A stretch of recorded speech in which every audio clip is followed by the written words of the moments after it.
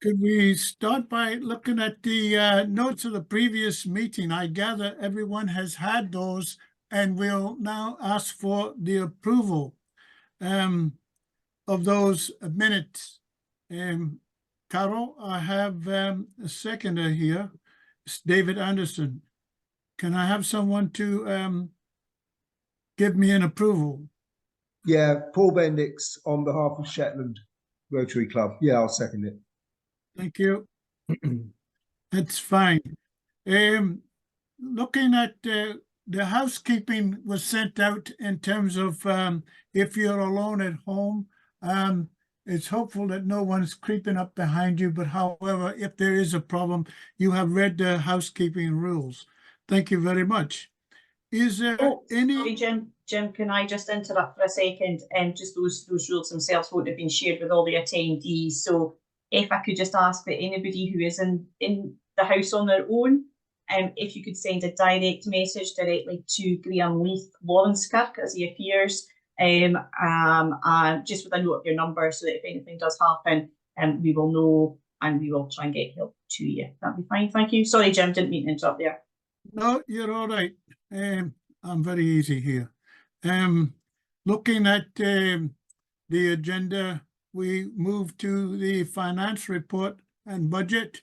I call on David. Please, could you give us this? Thank you, Jim. So you should all Can have... you hang on a second till I unspotlight Jim? And where are you, David? Waving. I'm waving. Waving. Oh, yeah, I see you. I see you. Hold on. I will just spotlight you. Oh, Right, that sounds scary. I don't like being in the spotlight. Anyway, you should all have received a copy of the accounts containing the current and situation and proposed budget, along with explanatory notes. I don't normally go down each item line by line, but just some of the bullet points. Our grant from RGBI is reducing, and that largely is just due to it's based on membership. So we would probably, on current trends, expect another small reduction in that one next year.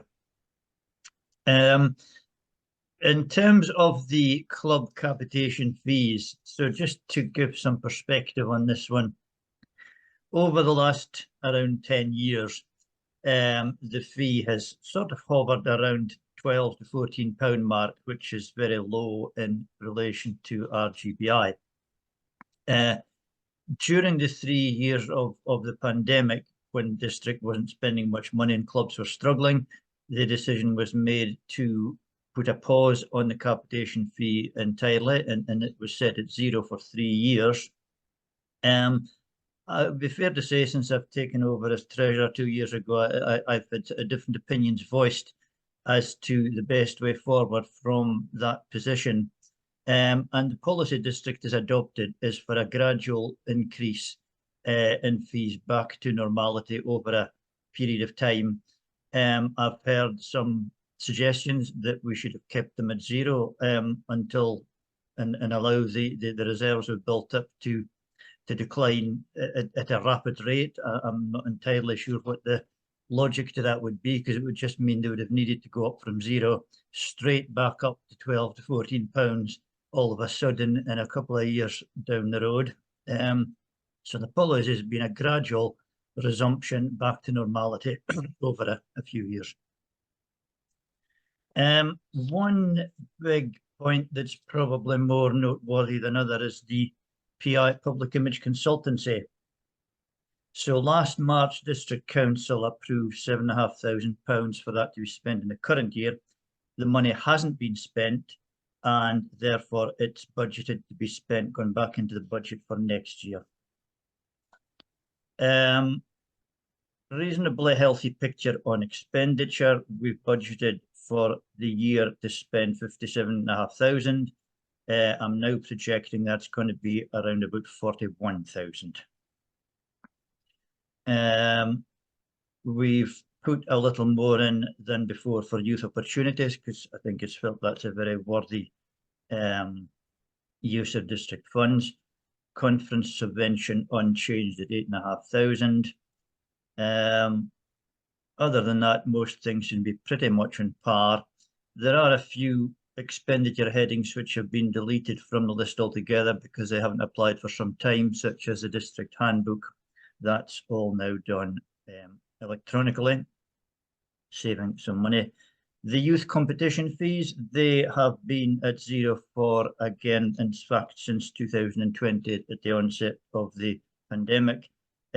Proposal is to retain the zero youth competition fee for one more year at least, 24. So putting that all together, next year we're budgeting for an income of £32,000, an expenditure of £54,000, which will result in a deficit of £22,000. That is comfortably covered by the reserves we built up during the last few years. I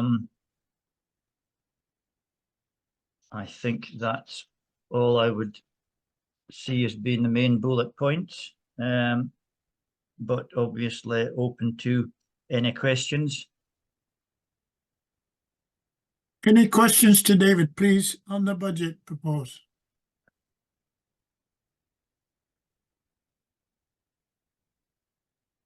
Can't see Principal any. Davidson from Hythen Valley. Yeah, good morning. Thanks very much for that. It was really a question on the public image consultancy. Oh, sorry, the post has come. So the public image consultancy, how, if that's to be spent this year, is there going to be a plan or something? And how does the spending of that money get approved? Well, the approval will come as part of the budget at this meeting. So if the budget is approved at this meeting, then that effectively is approving that expenditure. So, as far as the detail on it, I would probably prefer to seek some help from Brian on the actual nitty-gritty of it. Yeah, right, happy to pick that up. So basically the idea, as I think everybody's aware, we're now working in clusters across Rotary GPNI. So we're in a cluster with South of Scotland and Ireland. And the proposal last year was to work on a major public image project to promote Rotary across our cluster. And that's where the three districts put in that amount of money into the pot. So for us, it was approved last year. That wasn't spent largely because events kind of overtook us with Rotary GPNI's North Star project, which is a major initiative to improve membership and whatever. And they got a lot of money from Rotary International. Now, what is there for us is match funding for the project. So the three districts have put in that amount of money, and we can get the same amount from the North Star funding, which really gives us a significant amount of money. So what we're looking for, Ireland is already working on, has already got a programme. They've got somebody employed part-time, puts articles in the press and on media promoting Rotary. And what we're looking for, South of Scotland and us, is something similar. So something major. Could be TV adverts, could be just a professional PR person working on it. So if the funding is approved, then we can work up the bid for what we actually want, go to Rotary GPNI, ask for match funding, and then really do something major about publicising Rotary across Scotland and Ireland. So that is the plan. The detail's not there yet because we need approval first. okay, thanks very much. So the detail comes back to this council. The Will I answer detail, that, Brian? Will I answer that? Yes, The actual fact is the money is in the pot and the money is there on the pretext that we will put together a plan of action that will benefit all 3 districts within the cluster. Now, we haven't gone through the nitty-gritty yet, and as Brian alluded to, there is other monies and funds that can match what we put into the pot.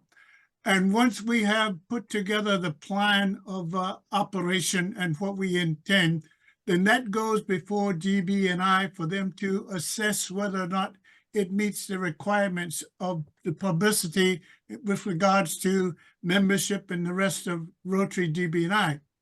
Yes, I understand that. That's fine. It's the step before that. So the plan's put together and does it come back to this council for approval? So who sees it before it goes?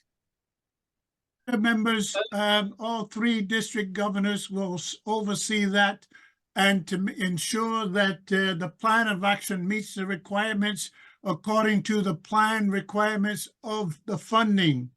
So- It's a new avenue of how we approach GB&I in terms of money, but we must have a backstop of the monies in preparation for whatever we do. And that's a consequence of how the changes are being made within Rotary International. Yeah, no, and that's fine. So the club presidents, for instance, won't see the plan before it goes to Rotary International. That's what I'm getting at. You know, No, it was local it- scrutiny, but It, but that's not going to happen. Is what you're saying. It's not necessary, but you will probably be consulted. We are very cautious on that because it's to support and aid the clubs, you will be consulted. Okay. so what we will do is the deadline for the bid is August. So there's a very good chance that at the September council, we'll be able to share more information, whether we've got approval and what the outline plans are. But it's basically you're allowing us to go ahead with this. Okay. Right, we've got Carnegie next. Are there any other questions? Yeah, Carnegie's got a hand up. Please, could you have a question, please? Hi, David. I just wanted to ask you, you said about the youth competition fee, coming back to that perhaps after 24-25. What was the fee previously, just so an idea, so we could look at future budgets? It was a whole range of different fees for different competitions. I'm not necessarily saying that you know, a timescale for it being reinstated. You know, the budget, the motion for the budget is that it stays at 0 for 1 more year, which is what we're looking at today. You know, it would depend on the mood of council, whether that continues for further years, whether it continues indefinitely. But there's been no specific sort of suggestion that we go and reinstate it suddenly next year. It's just a thing we'll review annually. But it was Okay. different level of fees for different competitions for Ryla, Young Musician, and so on. I need to go and research what the specific fees were. That would take a bit of time to do. But No, yeah. that's fine. We'll worry about it next year. Okay, thank you. Steve Wright. Steve? Yes, thanks. David, would it be possible to produce a document clarifying what costs and expenses the district cover for the various youth competitions? I keep getting asked this question, as you know. And also, would it be possible for the district to come up with a levelling out or of the prizes that individual competitions get? Because there is a bit of a disparity at the moment. I think that's a very worthy idea. Yes. Yeah, absolutely. Could I elaborate on that? Interrupting. It's a good question. I have asked that we investigate the hidden costs due to the economic climate of the country. In actual fact, we estimate and look at the hidden cost of all these youth programs, because if we continue on a 0 budget, it may not be sustainable. And we also know that with the changes in GB&I, with the SATS groups, that they have the responsibility of organizing and telling us what these projects and competitions are going to be. So we have to bring these things together, and that's ongoing. Yeah, I could easily get that information together and send it out to any interested party. Yeah. Could do. Questions, please? I can't see everybody, you see. North 5, Ian Cookson. Oh, hi. Yeah, thanks for the budget, David.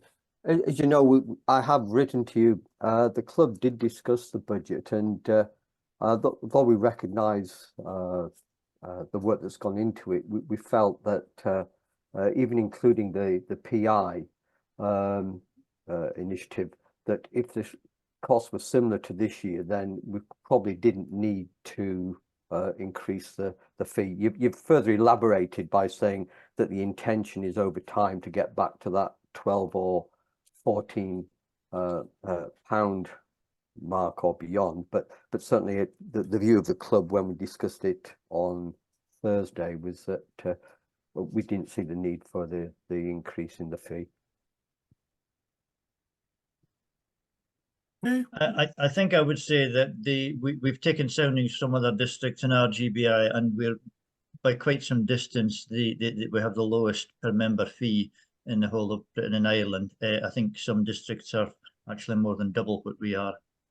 Yeah, I don't dispute that, David. But I think, you know, given certainly we're finding the level of fees we have to charge isn't can discourage people, and so the prospect that over the next 5-6 years that we're going to have to raise our club fees or do something different by another 10-12 pounds isn't good news.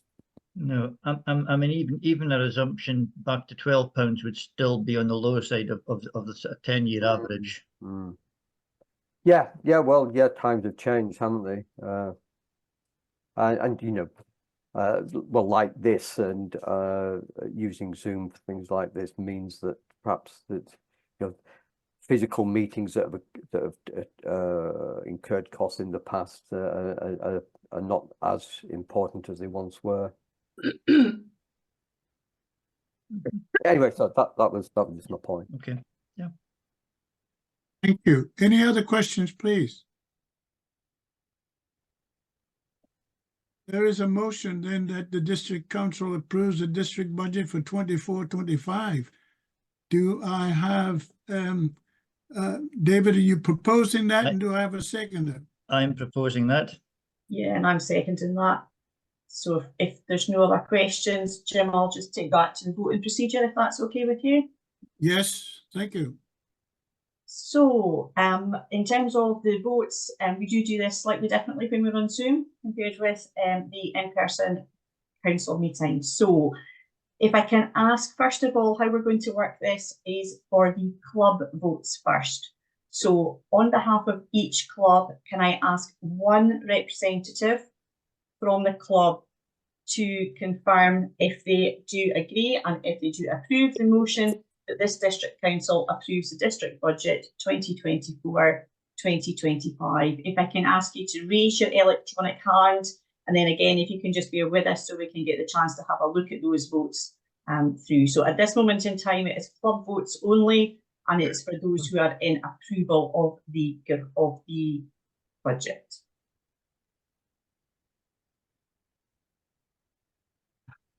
I've heard.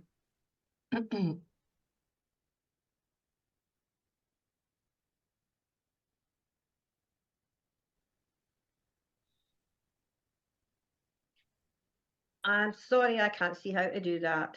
Oh, it's okay, right? Okay, Helen, can I just confirm? Are you looking to approve it? Yeah. To approve it. Okay, that's fine. Thank you. I can't see how to. Okay, so when you're looking at it, if you're on Zoom on your device, you should see a button that says reactions along the bottom. Yep, got that. And if you see there should be an option that says raise hand. There's all the other emojis, and being honest, guys, I've just got play chime for raised hands and recognise hand gestures. That's all I've got. What was the first one you said there? I just didn't. Play chime for raised hands. Right, okay, that's a new one, Jennifer. I have to say. Well, And indeed. if you actually, I've you've got the clicked same. on the arrow beside that emoji, if you actually click on the wee face. I've just done that. I don't know if that, no, it didn't do anything. Yeah, Jennifer, are you okay if I accept your vote as an approval? Are you happy for that? Yes, you can, yes. Sure, right, that's fine, thank you. So again, I'll give everybody a second or two just to double check that you're all okay with that and with your club votes coming through.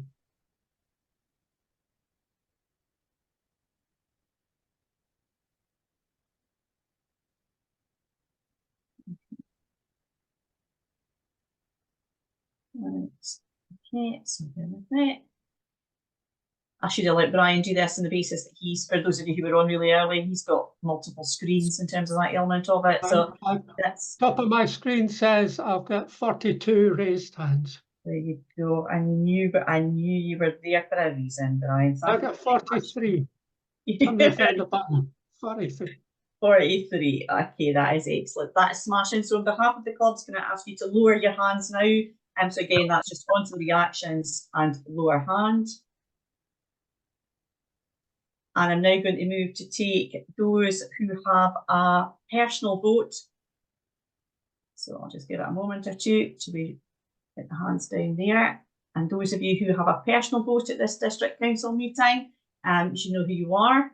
So in terms of district executive, the assistant governors, the past district governors, I'm going to ask you in a moment or two to raise your hands. So again, just bear with me a second. Right, I think we're clear. So again, if I can ask all of those with a personal vote to also now show their vote electronically by raising their hand. And Brian, you're going to save me counting. You can tell me how many you've got when you're chance. 17. 17. Thank you very much. Excellent. Okay. So again, if I can ask everybody to lower their hand. And I'm then going to move back to the club votes. So again, one representative from each club. If you are not in favour of this motion, pardon me, that the district council approves the district budget, can I ask you to raise your hand now? And again, we'll just give you a moment or two till we can get all hands raised.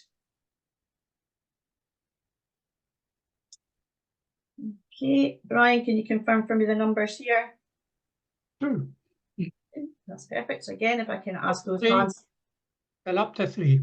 3. That's fine. And yeah, and I'll just give it a moment or two, just double check. Yeah, that's fine. And then if I can ask those hands to be lowered.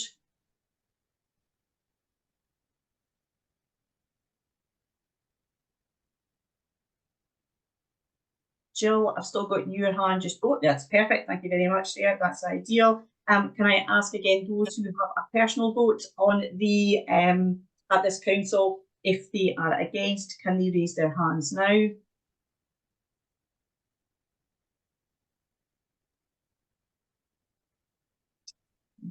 Yeah. That's fine. Thank you very much for that.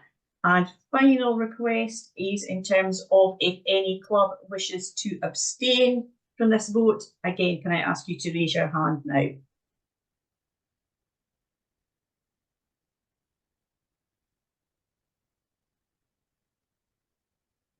That's none.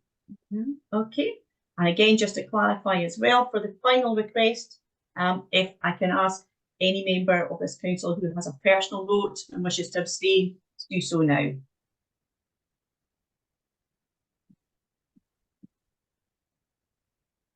No. 0 as well.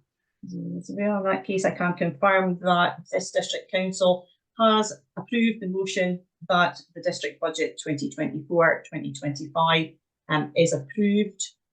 Jim, I'd like to hand back to you now. Thank you. Thank you. Sorry, can I just come in for one last thing, please, Jim? Yes, David. Just to say, we have for the last few years budgeted for availability of grants for clubs. For there are essentially two types of grants from district available: environmental grants and public image membership grants. And these have run below budget for the last couple of years, so the money is there to be claimed. So, you know, there are grants available, and these are for worthy things. So, you know, treasurers don't like spending money, but I wouldn't mind if we can have these grants used up, you know, because the money's there in the pot for next year. Maybe, David, could you, without putting you on the spot, could you maybe give us any ideas of any types of projects that have been successful in the past? Ooh, off the top of my head, I mean, the membership public images grants have mainly been sort of on the public image. Well, they've been a mix of both, but sort of purchases, things like, you know, things like purchase of gazebos, if it ties in with public image, that meets the criteria. Things along similar lines, sort of banners, anything that promotes the Rotary cause and has got the potential to attract new members. The environmental grants have been a sort of whole range of things to sort of improve the quality of the environment around the local area where the clubs are. It's fine, thanks.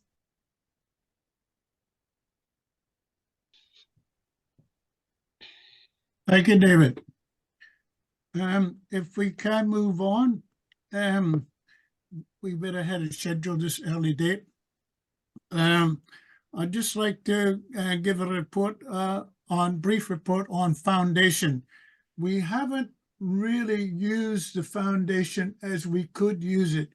I also give an apology on behalf of Brian Johnson, who would have given you the report, and I'm doing it instead.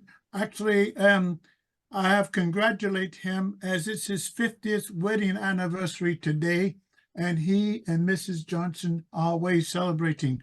Well done, Brian. I have to be careful what I say because you can't get arrested if you say the wrong thing. Foundation.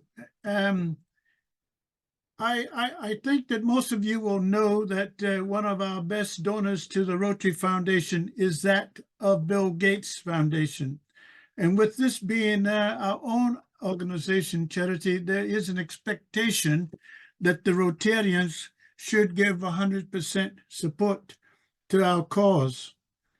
And also, you will know that in many ways, and how we Rotarians can give to the Rotary Foundation is important. But I'm not going to speak about that at this particular point. I have slightly modified his report, and he will forgive me, I'm sure. But the principle of where I'm going is that if there are no donations to the Rotary Foundation, then we cannot support the ethos of what the foundation is entirely intended to do. And I just want to bring you up to speed about the 23-24 year and what's been happening. There are significant changes to how we operate in Rotary Foundation, and that's for us at district to have a closer look in terms of where we're going. The foundation exists to serve the benefits of Rotarians sourcing projects in the 7 areas of focus to which I'm sure you are well aware of. So far, Polio Plus, there's been 3 billion children receiving vaccines since 1980, which is a long haul for us, but nevertheless, it's important that we stick to our plan of eradicating polio. And to this date, we haven't had any cases reported so far this year. And that's very important and relevant as well. The district grants support small-scale, short-term projects, and this is in accordance with the Foundation's mission as well of achievements. Now, we've done some awards totaling 26 million in terms of Rotary for these small grants, district grants, and then global grants is even much larger, something like 55 million over the past year. It's vital that we keep focus on what we do, how we do it, when we do it. The opportunity for clubs to get involved with projects will not only secure and help us create hope in the world, but it will also help to bring clubs closer together, working on projects as a team. And some of the programs that we have had on board this year and projects is Aberdeen Deeside Rotary Club. They had latrines in Kenya, and that was a very good program and it's going strong. Aberfeldy, Dundee, Forest Rotary Club. These are all projects that's been had to deal with the water and environment, and also invigorating people within their own countries to do jobs. Glen Ross's Rotary Club has been doing sheds for the disabled. Now, that sort of thing is fundamental to me in terms of my view on youth, how we support people disabled and with disabilities. The West White Fife Club have done a good project in Malawi, resilient house building. And we could use some of that here in Scotland to be fair.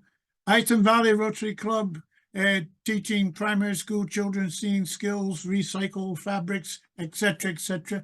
These are all good projects, and I would encourage the clubs to think about next year and going forward to use Rotary Foundation grants, both global and district. Kakari and Kolkata diabetic retinopathy.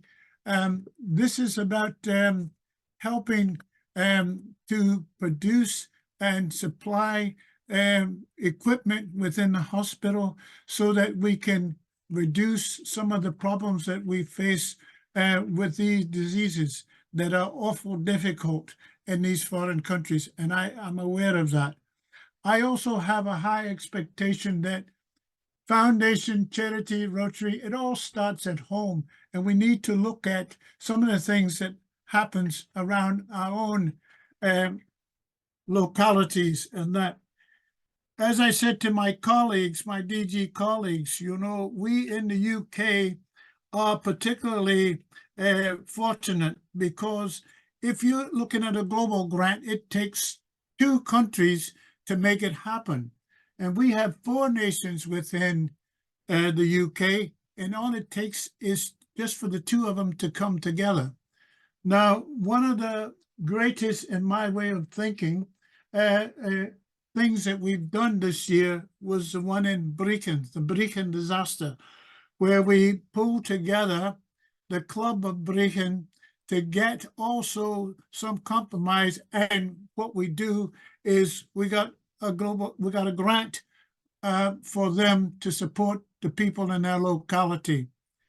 I don't mind telling you as well as when Brian and I went down to Brecon to speak to the people and talk to the council and the other volunteer organizations about what was happening, there was a bit of flippancy from the council, and I do have to be careful here, not understanding how Rotary works and what we can do. They were amazed at how quickly we did put this together and how it's working and working for the benefit of those who are really, really in need. It was such an event that it happened near Christmas time, and there were a lot of people really in disarray. But the Brecon Club came to the fore and managed to get things on course, and it's doing well. And they're now moving into the 3rd part of their program. And the global grant is just about used up, and they've used it well. We also have clubs like Starling, who have now agreed to take on a scholar using a grant from Foundation Scholar Grant. And that is, we have contacts in America who have someone coming here who wish to further their education. And all it required was a bit of support and partnership. So Rotary, in terms of its foundation, is making good progress, but it can't make progress if no one adventures and get involved. So I'm hoping 24, 25, we get more applications for both global and for district grants. There are some changes that will be happening in terms of foundation and how it functions, but then it always do go that way when there's scarcity of money. And just dropping back once again is that when you apply for a grant, you know the rules and how it has to come about. Your sort of impart taking on what's to happen. There is always some element of surprise, but we try and abate that by being foresighted to look into how we go forward with that grant. So much is appreciated. But Grant Foundation and global grants, they're all part of the Rotary experience. And for the new members coming into the clubs, I'm sure they have ideas and expectations. Otherwise, why are they here? If you want information about global grants, Brian Johnson is more than eager to explain and tell you exactly how we go about producing our global grants and how we acquire the authorization for these. The other thing I just want to say about Foundation is that Foundation is really the backbone of Rotary. And I do know that we spend a lot of time about giving, but we also need to look at the results of what Foundation can do.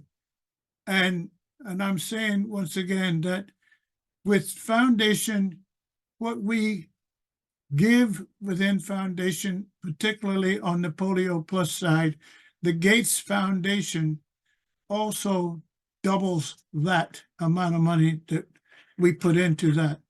And things couldn't happen if Rotary hadn't taken that major step in 1985 to want to eradicate the world of polio. It's still with us, although we haven't had any cases. Once things settle down in the Middle East, we might hear more. That's all I have to say at this time about Foundation. It's a big subject. There's a lot to take in. Are there any questions about Foundation, Miss Grants, or want to be grants? I'm listening. Jim? Yes.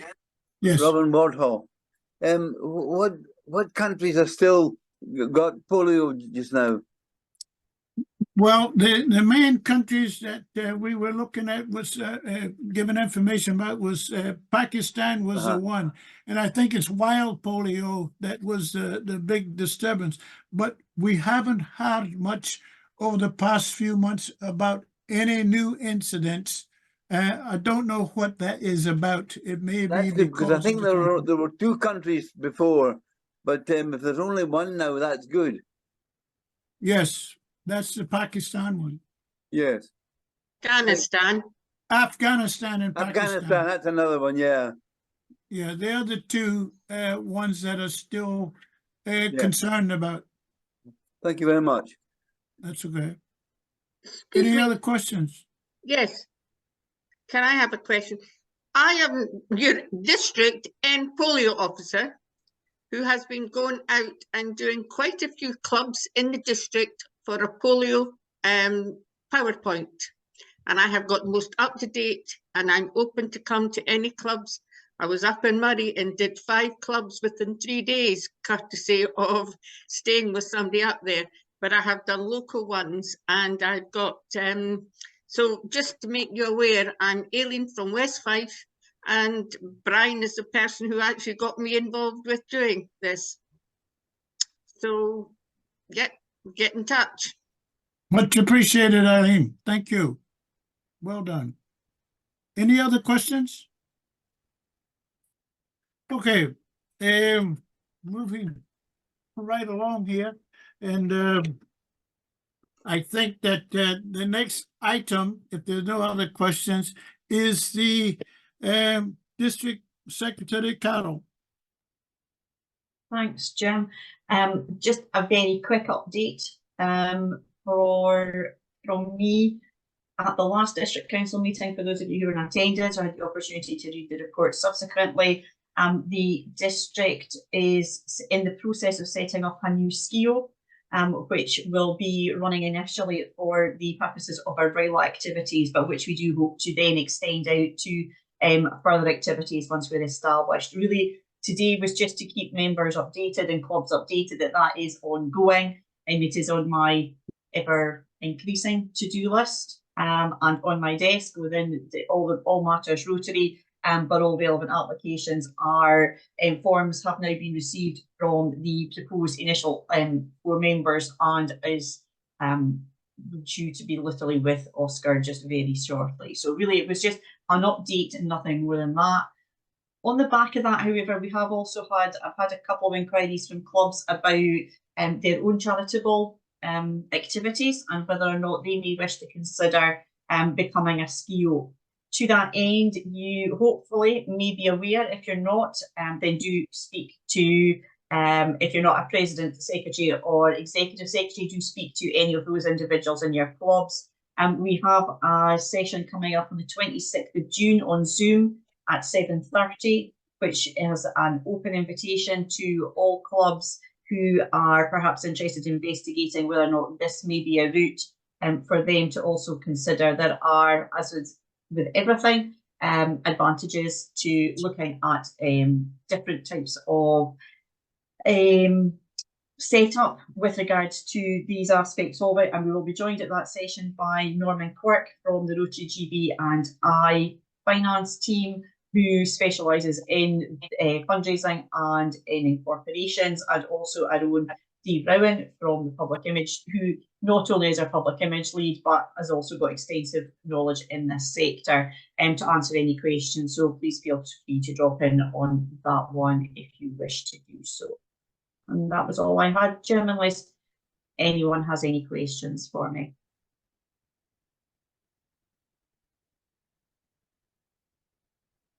Well, Carol, it looks like we're going to have an early lunch at this rate. Everyone seems to be happy, I think. Thank you very much for that. If there are no other questions to Carol, it's now for the district reports. I'll start with I'll start with myself. I have sent my report, and I'm not sure who's read it, who hasn't read it, but I can say that in my travels of the 88 clubs, I believe to date there's 71 that I've visited. I just came back from Orkney with a big shock as we arrived back in port, and to get our train back to Aberdeenshire, there was no train and no bus, and the station was closed. So, good job I've got a bus pass. Anyway, what I've seen from my travels is that the clubs are productive in spite of what you hear. There may be a reduction in terms of the amount of productivity, but the clubs are, in my way of thinking and estimate, very productive. They are doing things that's really in the vein of Rotary, and it's been much appreciated as I go about. And I speak to them or try to tell them about some of the wider changes that's happening in Rotary. And from what I gather, it's acceptable and believable, also appreciated. And I'd just like to thank everybody in the district for their attempts in trying to carry out their Rotary work and are motivated. I haven't found anything that is of detriment to Rotary in its entirety. and that's very good. I did express earlier on the foundation report my gratitude to the Brecon Club for what they're doing. Also youth. This year we have spent time trying to create some new Rotaract clubs, and that is ongoing. It's not easy, but it's ongoing. We're in a different culture whereby the young people don't think the same as we do, and probably never will, as we didn't to those who were older than ourselves. But it's working, and it can work. We must never give up. But any questions about any elements in my report if you've read them? None?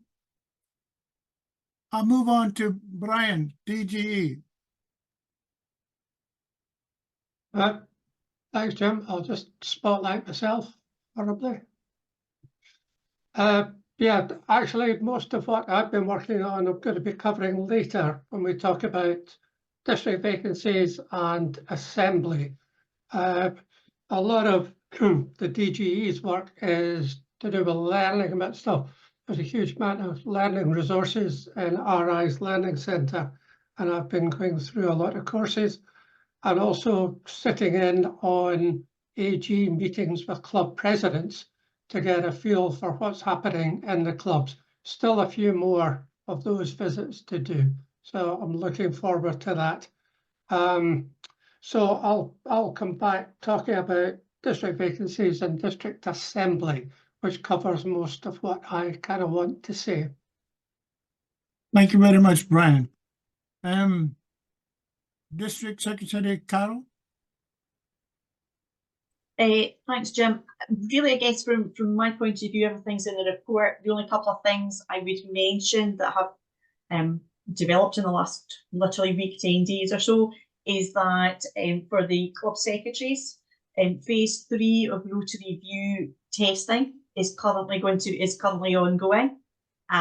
So I am hopeful that that will go well. It seems to be progressing, and ultimately what will happen is once Rotary GB and I are satisfied that all is in order with Rotary View, we will find that DMS will be switched off. Only at that point in time will DMS be switched off, and which I hope will make life easier in terms of some of the admin duplication I know that some of you have been working through. So I appreciate your help with that. And as always, I do not profess to be an expert in any way, shape or form. But if you are struggling with anything, or indeed any of your members are, please either reach out to me or to Club and District Support at Rotary GB&I, and we'll get you sorted one way or the other. And I guess my only other plea is that I find that I am still getting to grips with how to get the best messages, the right messages, out to the right Rotarians at the right time. Many of you in this call will be the recipients of it's pretty much almost fortnightly newsletter, which I send out. But I am conscious that we do also, myself and some of the other members of the district support team are perhaps aware that that information isn't always going widely. But we're trying to, as we discussed at length at the last district council meeting, trying to make sure that there's not too much Rotary spam.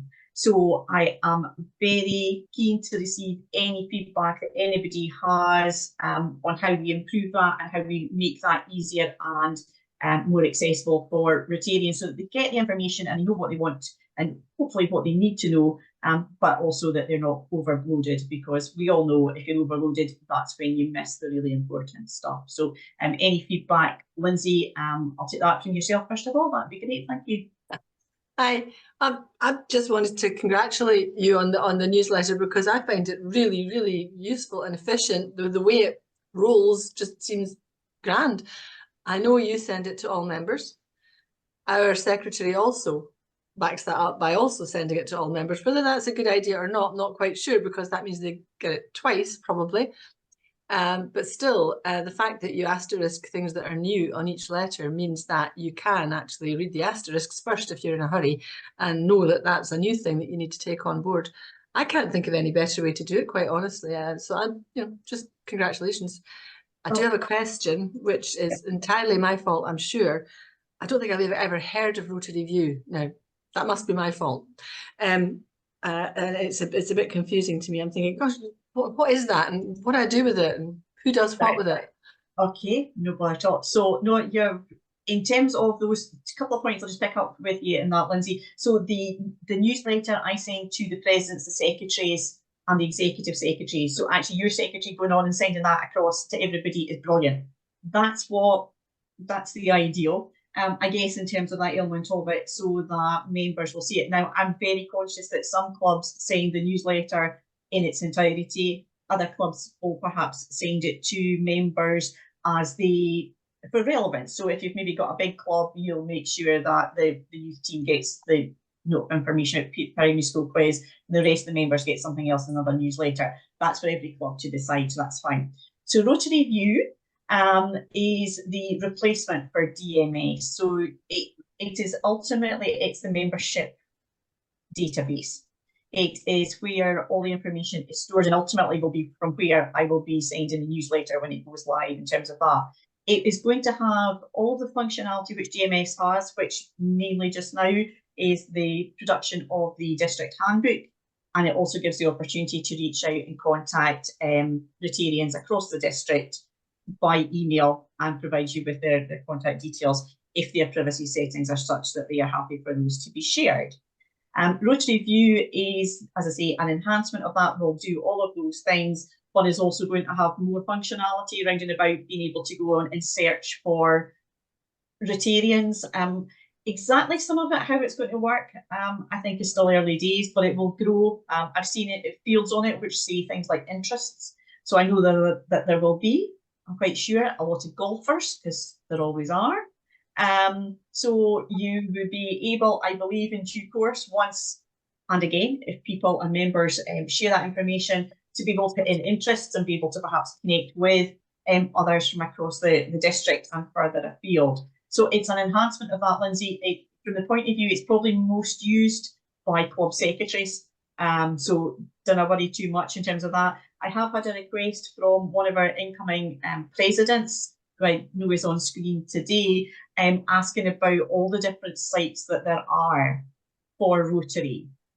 My Rotary, Rotary Showcase, DMS, Rotary View, Rotary GB&I members, and those are just a few of them. And could we create a roadmap? You have my commitment that is also on my current to-do list, and I'm trying to work up something to try and help to let folks navigate through that. So watch this space, and I'll hopefully get that there. But I hope that answers the question for you. Thank you. Anything else from anybody else? No, that's been finished, Jim. Thank you. Thank you very much, Carol. Team leaders reports, you've obviously read some of those. Any team leaders who wish to speak to their reports, this is your opportunity. Steve Rowan? Steve's not with us this morning. Okay, fine. Steve Wright's here though, is he? I am. Do you wish to speak to your report, please? Well, basically, most of the competitions have finished by now, apart from obviously the primary school quizzes, which we're going through the area finals at the moment, and then it'll be the district final at the beach. One thing I would say about the youth competitions, there were difficulties this year with the theme for the young photographer, young artist, etc. And that's resulted in quite a reduction of entries. But the other aspect is that we do have missing conveners for one or two of the competitions, including the young artist. Obviously with Donald Stewart's illness, Jim took care of both those competitions, for which I'm eternally grateful. I was receiving competition entries for the young artist, but we do need to look at conveners for these competitions. We are short of them, and if anyone is interested in getting involved with the young artist, for example, and others, then please let us know, and we'll take it from there. Steve, okay, any questions to Steve, please? Okay, Steve, membership, anything about membership at this time, Alistair? Nothing at the moment, Jim, thank you. Okay, thank you very much. And we've done a wee bit on foundation. Have we got Kathleen? I don't see an apology for Kathleen. From Rotary. Kathleen's with us. Kathleen's there. Kathleen, please. Hi everyone, great to see everyone today. I think I'll just do a short one just to say, speak about the Road Track Rainbow Run. As you can see from the report, we have postponed it in March to the 9th of June, so that will be the day after the Rotary District Conference. Yeah, hoping it would still go ahead. We've still got the provisional approval from the council, and all the sort of drafts have been sent to council, applying for sort of the public entertainment license, which is yet to be approved. So we haven't quite promoted the event yet because we've got like volunteers enough to run the event. So I have sent out another email to sort of neighbouring clubs just to look for some help to run the event. So we'll hopefully get enough help to hear back by the end of next week, and we'll see if the event would be able to go ahead before we put out the ticket sales. If we think that's sufficient, then ticket sales should go live in a week, Monday. That's everything, I think. Okay, thank you very much, Kathleen. Can I just, sorry, Jim, Jim Houston's got his hand up, just Kathleen spoke. Thanks, Carol. It was just an amendment in addition to Steve Wright's report, just to congratulate young Rowan Haynes, a 13-year-old sponsored by the Rotary Club of Crieff, who in 2 weeks will represent our district down at the national final for the Young Chef competition. Amazing achievement for someone so young. I know he'll be well supported by Gordon Guthrie, who's a member of the Alloa Club. He's the national Young Chef coordinator. I'm not sure if anyone from Crieff is going down, but he'll be well supported, and wish him luck. Thank you, Jim. I would like to also say, Jim, on that same note, thank you for me coming down, because it was quite an exciting venue. It was quite an exciting challenge, and the youngsters, unbelievable. Being a diabetic, I couldn't taste the food, but it was absolutely lovely to look at. Thank you very much. Yeah. It's a nice venue. First time we've used it, and I'm sure we could approach them again. It was for the centre of the country. I think it was good for all aspects of travel. Yeah. Thank you. Yes. Brian, it's over to the AGs if they have anything they want to bring up in particular about what they're doing within their areas. No? Okay, I thank you for that. I have something here. If there's no other questions, are there any questions you want to ask anyone here regarding the team leaders? No, it's going to be a very, very quick lunch. Anyway, the next we have is about cluster working. And it appears that I'm down to do that. Cluster working. What I can say about that is that I would just ask for you here to acknowledge that I'm bringing you up to date with regards to the wider happenings in Rotary, and they are extensive. Foundation and cluster working, there are only two elements incorporating significant changes, as there are a few other strategic changes that will be introduced throughout this coming year or two with regards to cluster working. I have attempted to share this information as I've visited the clubs to give them a flavor of what's coming in Rotary. I do believe to be forewarned is to be forearmed. Cluster working basically is putting into practice a concept of doing Rotary, which was first hatched round about 2018, 2019. It was then noted as one region, one Rotary. And how it actually works in reality is something yet to be evaluated. There are two concepts on the go at the moment, and these are into pilot programs. And the pilot programs are that which encompasses the UK, and the other one is it takes on Australia and New Zealand.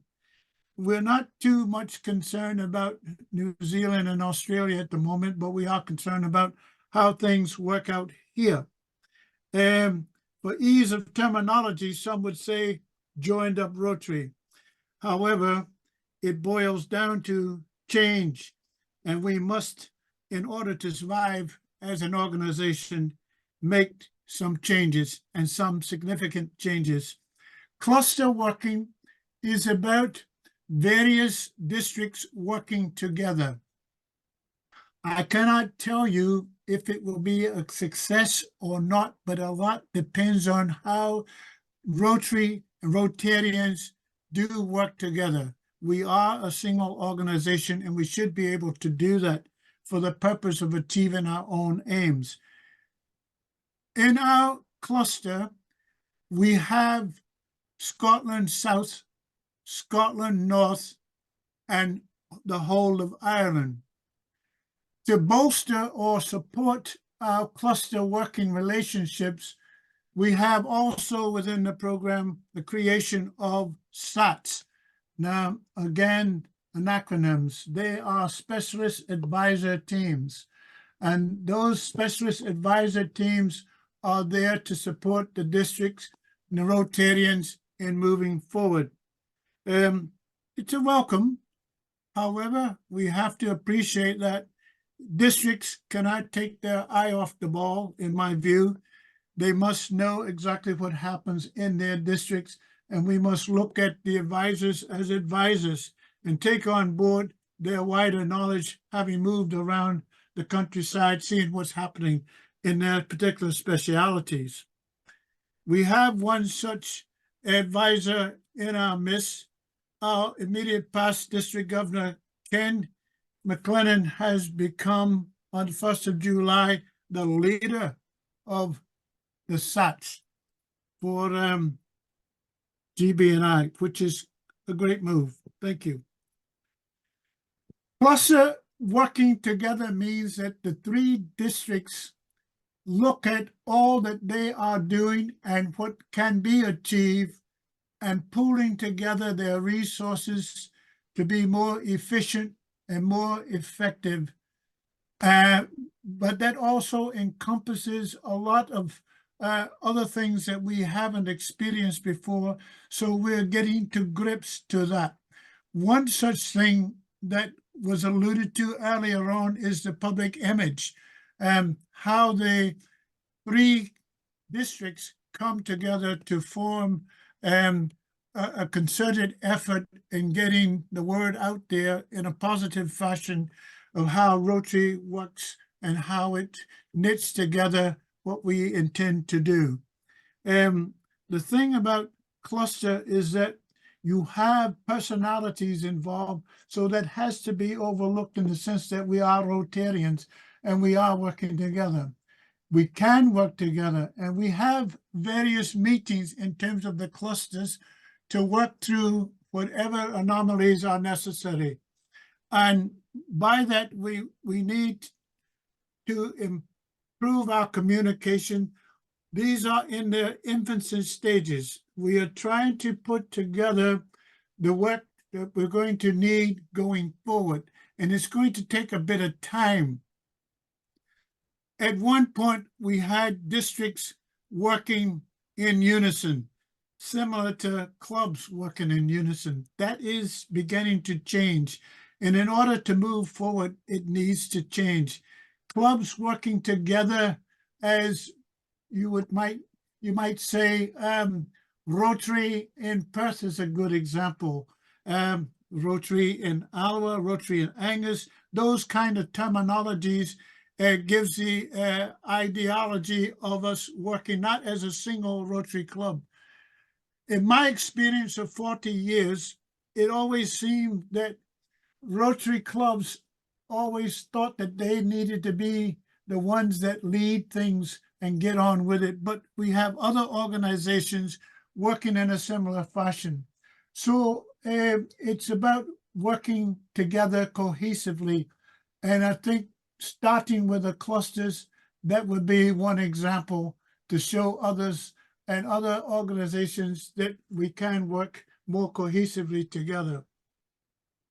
For my money, cluster working is a frontier, a new frontier that people will have to embrace, not philosophically, but cautiously, but positively.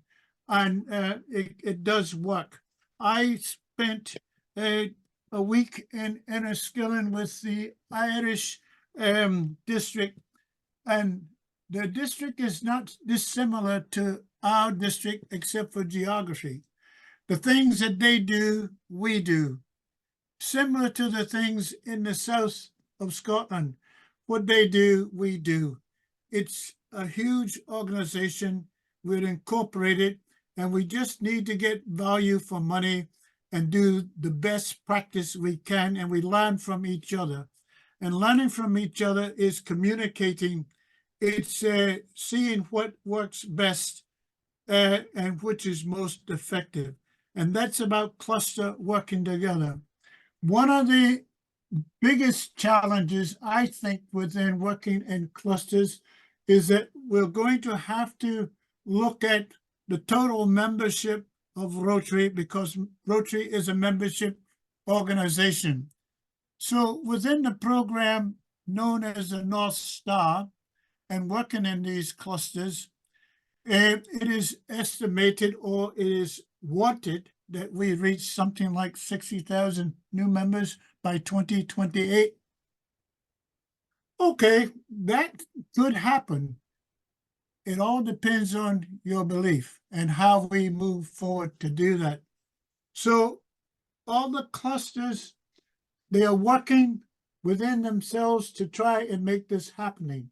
And if I just back up for a minute, there are 24 districts in Rotary DB&I. And if I'm wrong, some more experienced people can help me out here. And within those 24 districts, there are 6 clusters. And within the 6 clusters, there is a minimum of 3 districts, a maximum of 5. And I believe there's one that might have 6. However, the ideology is to bring those districts together, as I mentioned before. And I also note logistically that there are personal feelings and things involved, so we have to also allow for that. I see the cluster working as a positive sort of means of moving forward in its ideology. What we have to be cautious of is the methodology. Things happen out with our control, but we are still involved. So we have to be ever on our toes and make the changes that are necessary when we can and when necessary. But cluster working, at the end of the day, so as not to bore you, is about the groups of districts in various areas working closely together to bring about an achievement of Rotary doing what Rotary does best, one of the largest humanitarian services in the world. And really, in short, is about clusters. Any questions, please? Dead silence. Buttoned. No questions? Yep. Yeah, Brian, Jim.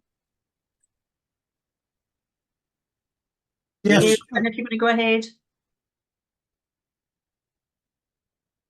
Robin, was that you? Jim. Yeah, Jim. This is just happening in the church just now with presbyteries, and I just wonder if a lot of Rotarians are going to find themselves rather away from the people that they really want to be with. That's a difficult one because that's a supposition and not an actuality. However, we do that in everyday life. The thing about cluster is about finding the best possible solution to whatever problems we encounter. And if we are, as Rotarians, working together and we stick by the code to which Rotary is all about, is it beneficial to all concerned? We should overcome that. A lot of people, in my view, ask the question, what do I get out of Rotary, paying my fees and all the rest of it? These things are not complex, they are simple. And I usually say to people, as a Rotarian, and I've been around the globe a couple of times, the one thing you can rest assured that you get out of being a Rotarian is this, is that no matter where in the world you are, if you are in trouble, you ask a Rotarian and you've got help. Now that's a small price to pay for a £10, £15 membership fee. And I think if you look at it in that way, we can work in clusters. The trick is not to forget that the clubs are the backbone of Rotary. And we in the district support teams in all the clusters, in all the districts, are there for the clubs and to make sure that we support the clubs and that we promote the clubs in the best possible way. So I think it can work. I just worry sometimes about the methodology and the timing factors. But clusters are here and we have to embrace them. And the best way to embrace them is not to rebel against them, but to discuss and look at the easiest and possible way that we can make them work, sound as a pound. Does that make sense? Yeah, I fully understand what you're saying, but I just worry that it's like the church is getting, the presbyteries in the church are getting far too large now too. And you're losing the personal sort of touch. Like for instance, at the moment, I mean, we get in touch with you as the district, but is it going to be 3 or 4 times larger in clusters? No, we still have, at this moment in time, we still have the autonomy of looking after our districts and working with our districts. You still have the district governor and the team. And what we do is to take the information that we glean from pooling all our resources and using it to the best to our ability. Whatever happens, the district governor and the support team will know best about how their district operates. The district governor and his team have to ensure that those who want to go forward in a different direction understands that. Does that make sense to you? Thank you very much. Thank you. Look forward to see the progress on this. So could I perhaps just ask a question, Jim, regarding Ken? What's Ken's position? Ken's going to come in a couple of minutes, Robin, so he can justify himself. Right? I've got Lindsay at the top of the queue just now. Thank you. Okay, just unmuting. There we go. I would like to ask about the North Star project. If someone here, either you, Jim, or someone else, can suggest why it is that Ireland has managed to forge ahead, get on with stuff, appoint someone to take on things like newspaper features and television advertising and things. And we've had the same amount of time in the two Scottish districts, and very little seems to have been achieved. I'm a great fan of the idea of clusters, actually, and I think the multiplier effect and the economies of scale that are possible are worth pursuing. But I don't know why we have prevaricated for so long. Well, maybe that is the benefit of working in clusters. Ireland has been doing this for a long time and we haven't. You're absolutely correct. Now we're finding that out and we're engaged with them as to how, why, and what's the benefit. And then, as we said before, we'll move forward with how we work out our PI and membership targets. Okay, so there's no particular hold up or problem that can be pinpointed. No. Okay, and my other wee question was about direct membership of Rotary. So I think probably that should I wait for Ken's presentation? I have an expert here, Ken McLennan. Yeah. You are in the building, aren't you? I want to Ken to answer those problems and come back to James. Yeah, I'll pick that one up. Sorry, James, for getting in the middle here.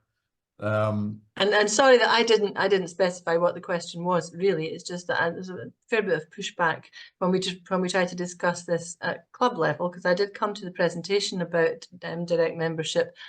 I think it was at the end of November, at the beginning of December, quite a while back now. And I heard what was said, and it seems to me to be a fait accompli scenario. So I'm not quite sure how to answer people who tell me that they have serious doubts about whether this should be a thing in Rotary or not. I probably need a refresher course on direct membership. Happy to do that, Lindsay, anytime. And perhaps we'll just do that as a district. I'll speak to Brian about that at some point and see if that's something we could share at some appropriate moment. But I'm more than happy to do that. If there's any request, if anybody says, come along to a club or a group of clubs or an area, whatever it is, more than happy to do that. And picking up the question on what is Ken's role. So across Britain and Ireland, we've got a lead for membership, a lead for public image, a lead for humanitarian, a lead for learning. And I've missed one somewhere, public image was the other one. And to work with the clusters, each of us have got a specialist to work with the cluster, not to take over from what the clusters are doing, but to share best practice, to encourage whatever's going on. And for the membership one, as Jim said, the key thing in all of this is that clubs are paramount. We need clubs to grow membership, but we need them, as I'm sure you've heard me saying before, that they're inspirational and inviting and irresistible to new members. So as we grow to the 60,000, we need the clubs to be in a format that's going to be suitable for new or to create opportunities. And as always, we'll create new clubs to go with that. So there's a very short answer, but happy to talk about that on a wider time where we've got more time. And we'll just set up a seminar. If you need that, we'll do it and fix it. There you go. Okay, thanks. Thank you, Ken. Okay, does that help? Any other questions, please? James Milton. Yeah. Okay, James. Yes, I think probably Ken has answered my question. I'm just concerned that the AGs might not have sufficient information available at this current time to deliver to the clubs to let them know what the clusters, etc., is likely to be in the months ahead. I'm happy to go along to any of the AG's meetings anytime. Yes, well, I thought it might be a good idea, and if a Zoom meeting was set up for the AGs, particularly just to so we're all in a common ground to deliver it to clubs. Happy to do that, and maybe Graham will have a word with you about doing that with the AGs. All right, thanks very much. Thank you, James. Okay. Any other questions? Donald Gordon from Rotary Ferry. Yes, hello everyone, and thanks very much for all the contributions. It's been very interesting. I can say that I'm very much in favour of cluster working because, as you've explained it well, Jim, it does allow different districts to work together and to pool resources. I wonder though, it's a simple question, is this a possible precursor to a move towards persuading districts and clubs to merge? I don't think so. In this sense, again, we have to wait and look at the evaluation of how we're only in its immediate inception, and you know, various sort of challenges will come out of this, but I'm not too sure that it's going to be that we're looking at clubs to merge or whatever, but it gives opportunities for greater experience. I will say that. That's fine. Does that help? Yes, thank you very much. Okay. Any other questions? I'll just go back to something that Ken said, and it will all be pulled out in the wash when district balances up how it performs with its seminars and to bring you that information. We are still in its infancy. It was in November of last year that the North Star program was launched. So it will take, as you can well imagine, the membership of Rotary is huge, and it will take some time to get to grips with how we change and move forward smoothly into the new way of working. I'd like to know, if there are no other questions, move on to DGE Brian. Thank you. I've two bits here. First one is district vacancies. We sent out a comprehensive list of these in the mid-February newsletter. And can I just run through a couple of them? We need people to lead. Steve Wright mentioned the young artist. We need somebody to take that. Now, we did a very clever thing with the young musician because we got somebody to take that on who wasn't in Rotary, but she actually joined Rotary. She could have become an associate member, but she actually joined Hub of Opportunities. And we can do the same kind of cunning move as well with an artist who's interested in promoting this. So if you know anybody, get in touch. Two others there, I'm looking at my screen on the side here, so I'm not looking away from you. One is the gavel competition, and another is the fellowship exchange. Now, I've been in touch with Sheena McGilvery, who's on the call. And basically, I think we're agreed that the people who've been involved so far with these exchanges should be the people that step up to look after it. And it doesn't have to be one person, a couple of people could share it or whatever.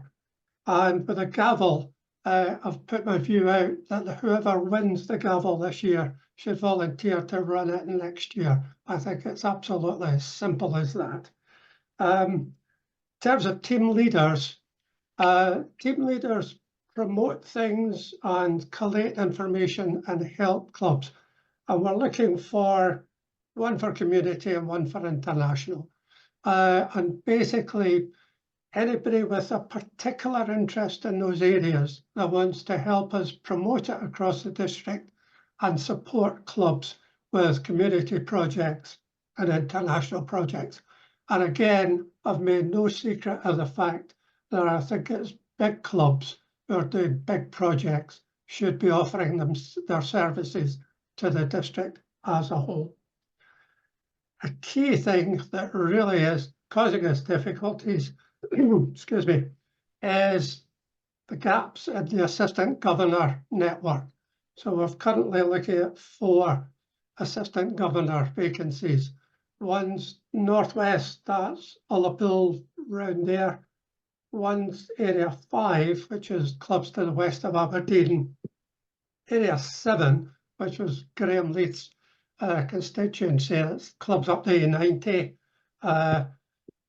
Looking for somebody for that. And Area 13, which is Crieff, round Alloa, Stirling. We need people to kind of volunteer for those posts. And there's no harm in exploring it, having a chat with us about what's involved. And there's also no harm in having a go at it. And if it turns out that you really don't like it and don't have the time for it, then we can talk about moving something else in. And probably most importantly, certainly from Graham's point of view, is we don't have a great district governor nominee. In other words, somebody to follow from Graham. So we're looking for somebody to do that, to lead the district forward. So there's not really any questions from anybody. If you want to discuss it further, give us a shout and we'll have a talk about it. Quite happy to do that. And if you're okay, Bill Wood. Bill has got a question. Bill? You would know, Brian, what my comment was about. It's about the gavel challenge, right? Yeah. Now, I've run the gavel challenge for 8 years, and I can assure you it's not an easy job that the winning club could take on. It's an absolute nightmare. You've got to have nerves of steel. You're selling it well, Bill. It's like herding cats. It's absolutely, you know, you've got to use spreadsheets, you've got to follow people up maybe 4 times to see if they're coming to join in. And I mean, with my experience, it's not an easy job. It's a lovely job to do because it gets you involved with all the clubs in the district. But for somebody to take it on new every year, they would have a nervous breakdown. Okay, that's my only comment, Brian. Okay, thanks for that. Right. Well, thanks for selling it so convincingly. I'm expecting a rush of applicants after this meeting. But the basic message is, folks, if nobody takes it on, then it doesn't happen. And everybody knows the value is the of it. existing person not doing it next year? Correct. Yeah, that's why there's a big... Oh, I didn't realise that. Okay, that's fine. If somebody was carrying it on, then yeah, there wouldn't be a problem at all. And at my age, I've just finished with the therapy now, so I don't want to start again, you know. Brian. Okay. Robin Warthog. Robin. Brian, I mean, we talk about taking Rotary forward, but I wonder whether we've got to the stage that perhaps we should be looking at something else to replace the gavel challenge, if we're finding it difficult to get people to do it. Well, we can do. Yes, absolutely. If anybody wants to come forward and reshape it and rejig it, more than welcome. Yep, no problem. Steve, right? Yeah, I'm not volunteering. I've got enough on my plate already, but maybe it's a bit like the lack of succession in various roles within the Rotary or in the district, where someone's term comes to an end, but there's nobody lined up to follow.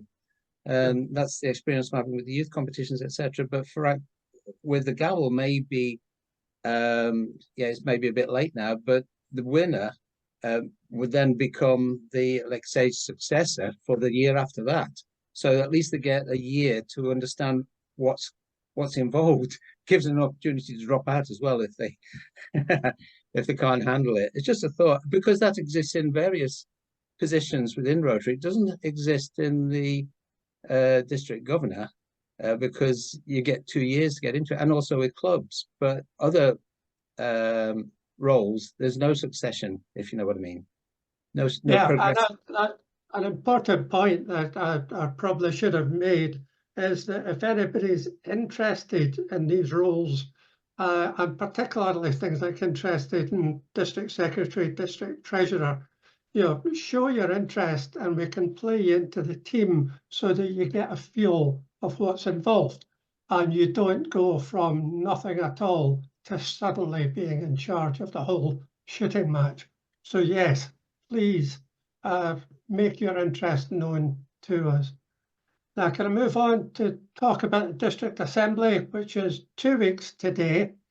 Information will be going out later on today to encourage folk to go to it. The main things we're looking at, I'll be doing a bit on the North Star project, Rotary GBNI generally, and the North Star project. So I'll talk about that, and there will be an opportunity for questions. We had the district health check, so I'll be going through the main messages that have come out of that and how that can feed in to a district plan. Now, Rotary International has got an action plan. Rotary GBNI has inherited that action plan. And if anybody looks at the headings for that, there's nothing there that clubs and districts should not want to do. So what I'm looking at is how to fill in some detail about what we need to do as a district under that overall umbrella. And again, there will be chances for opportunity, chances for questions. Alistair Robb will do a section on club experience. And just to reiterate what Jim said earlier, there are different membership models now in Rotary GBNI, but the club experience is going to be the backbone, and Alistair will be there talking about that and reaffirming our commitment to it. And in the afternoon, Steve Rowan will do a talk on public image and the good, the bad and the ugly, I think is the subheading for that. The House of Friendship will be there as well. And what we're doing is opening up at lunchtime to members of the public. Now we'll see how that goes, but it's basically a showcase for Rotary and some PI. So we'll see how many people we can get out the pubs at 1 o'clock and then to have a look at the things that Rotary does. Worth a try. We'll see what we can do. So I look forward to seeing as many people as possible. Murray College in Elgin, we had planned it for Milburn and Inverness. They agreed, and then they decided that to set it up for exams, so they binned us. David McGee searched around and we found Murray College, so we're going there. Still quite central, couple of minutes up for the railway station and car parking as well. So I'll finish there unless there's anybody who wants to ask about that. Any questions to Brian? Right. Excellent. Okay. Okay, thank you. Thank you, Brian. Sorry. Right. I'll pass over to Graham. Okay, thank you. I'm just going to share my screen if that's okay. So this section is about the district awards. Now, I know that we're not in Rotary to get awards or to try to do anything like that, but it's always nice to get thanked and be appreciated for the work that we're doing. So I think for a few years now, we've been running district awards in District 1010. And hopefully you can see my screen and you can see those are the topics, the categories that the district, and primarily the district governor, awards to give certificates out for. Last year, there were some nice projects that won awards, but they don't have to be fantastically brilliant, massive projects. We can, I mean, the top increase in membership, the Rotary got a net increase of 13 people. That was it. They got an award for that. The Hub of Opportunities planted over 2,000 trees. That was chosen as the winning project.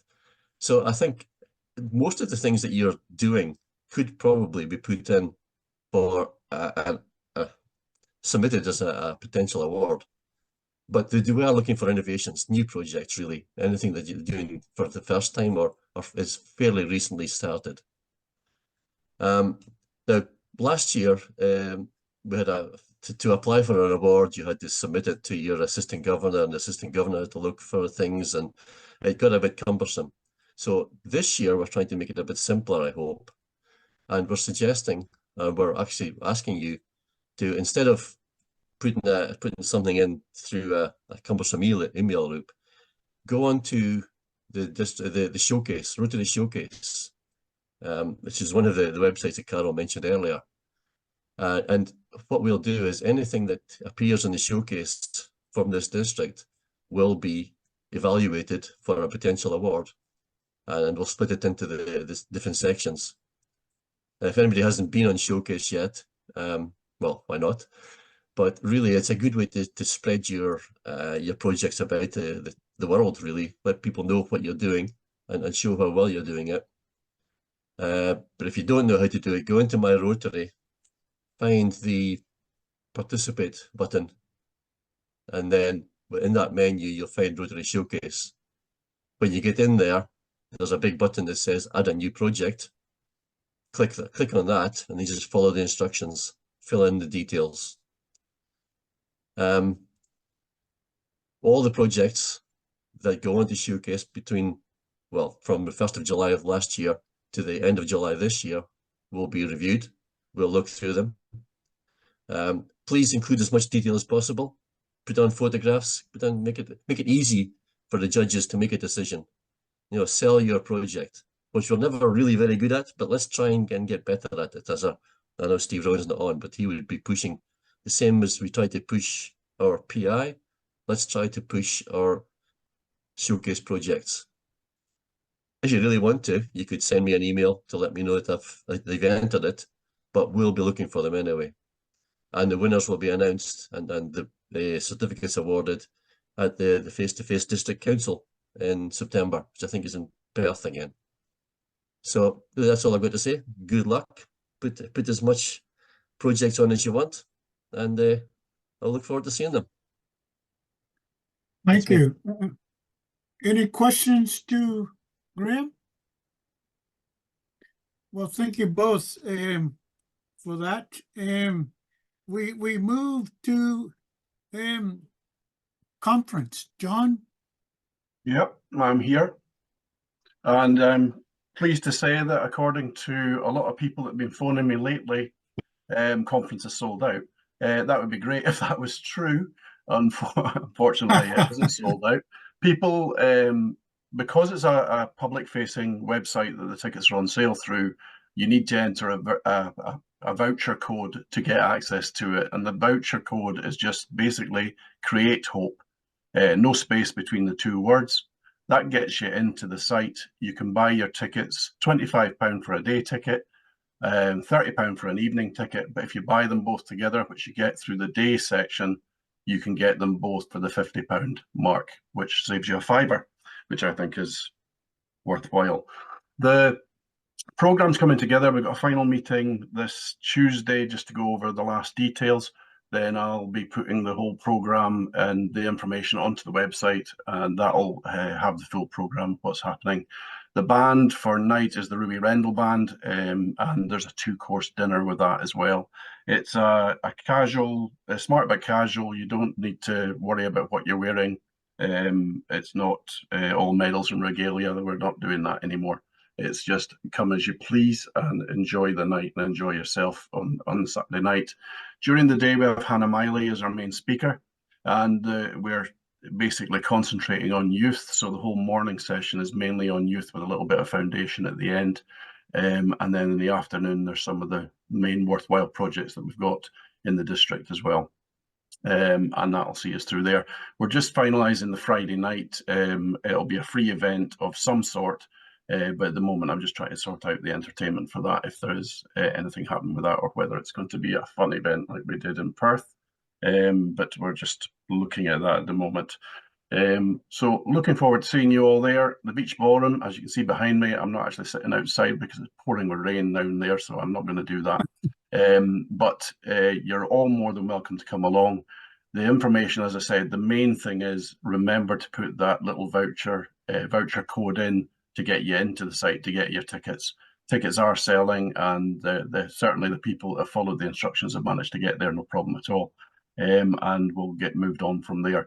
I will reiterate that the main expense and the main cost of your ticket is the catering, because Rotarians like to eat and like tea and coffee breaks. So that is there. And because we're having tea and coffee breaks and we're having lunch breaks, House of Friendship's there, plenty of time to network, plenty of time to come along and speak to people.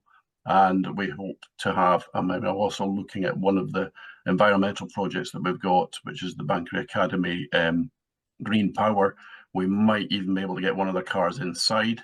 If we can, that would be really cool. If not, they'll be at the front door as people are coming in. So look forward to seeing it. No bacon rolls, Ken. We've changed times for that. Most people have hotels and do that. So it's pastries and nice sweet things as you come in, but no bacon rolls, sorry.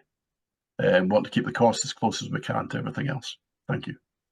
Any questions? Please ask away. Yeah, Gordon Hepburn, Bulgoni here. Your voucher code, is it all lowercase, John? It doesn't matter lowercase, uppercase, as long as it's one word. Right, oh, sorry, okay. But lowercase is the way I've written it, so yeah. Okay. Any other questions there, John?